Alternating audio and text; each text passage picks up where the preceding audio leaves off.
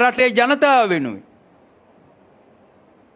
එතකොට 8 වසරේ පන්තියේ ගෑනු ළමයෙක් මේ රටේ ජනතාවට අයිති වෙන්නේ නැද්ද?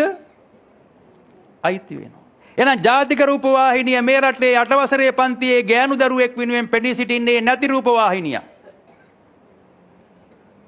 ඒක නිසා මම අද ඔබට කියන්න යන්නේ ජාතික රූපවාහිනියේ ගියේ නැති 8 වසරේ පන්තියේ ළමයෙක් පිළිබඳවයි. අපිට ඒක කියන්න වෙනවා. ඒකයි තේරුම් ගන්න. ඒක නිසා අපි ඔබට හැමදාම මේ ධර්මයේ දේශනා කරනවා ප්‍රිය අප්‍රිය භාවයේ සිඳින්න කියලා. ඒක නිසා දැන් කවුරුත් මම මේ කියවන්න යන ජාතක කතාවට ප්‍රිය විදිහට ඇලෙන්න එහෙම එපා.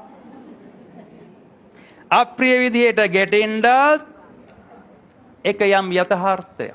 අපිට ඒක දරා ගන්න වෙනවා.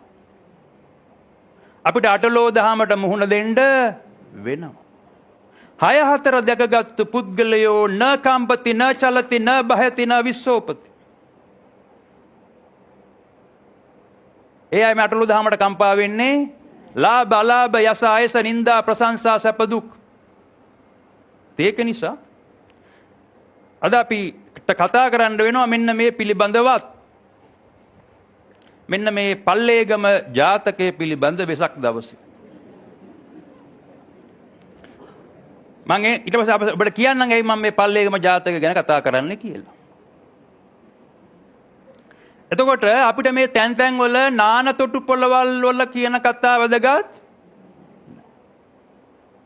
උසාවිය කියලා එකක් තියෙනවා. ඒ නඩුකාරතුමා ඉදිරියේ පැමිණිලි පාර්ශවයත් විත්ති පාර්ශවයත් අතර සිද්ධ වෙච්ච නීත්‍යානුකූල කතා බහ.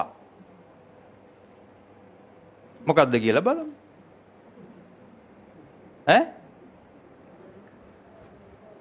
මම නඩුවන් කියන ලියාගත්තේ නෑ හැබැයි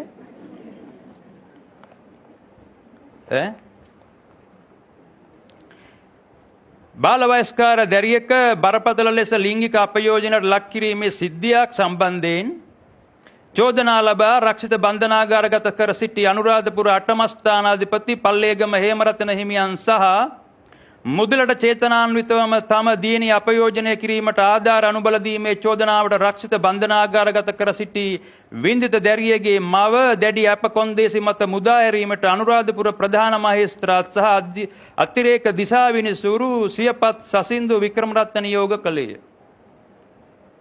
ඒ අනුව සැකකාර පල්ලේගම හේමරතන හිමියන්ට රුපියල් ලක්ෂ 50ක් බැගින් වූ ශරීර අපදගක් නියම කළ ප්‍රධාන මහේස්ත්‍රාත්වරයා ඊට අමතරව මුදලින් රුපියල් ලක්ෂයක කැපයක් ද නියම